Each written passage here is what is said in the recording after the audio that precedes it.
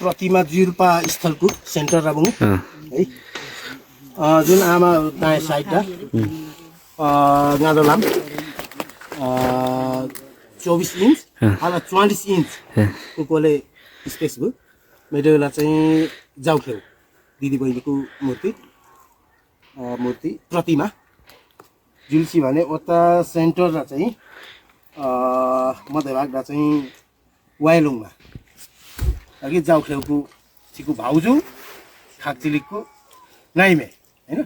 उमा प्रस्तावित मूर्ति बनाइदिउँ थियो ओराम चाहिँ ठाउँकुङ्गा रहिदिउँ र आफेम लाङका चाहिँ किरात राइमीको आदिम पुर्खा खाकचिलिकको प्रतिमा गन भनेपछि ओराम भाग चाहिँ 3 फिट अडुला चाहिँ अन्तिम ढा 4 इन्च को बिना 4 इन्च थिकनेस काम स्ल्याब हैन डन्डी रडमा भने ओराम चाहिँ 11 फिट ओराम प्रतिमा स्थल काम चाहिँ 11 फिट लम्बाइ र चौडा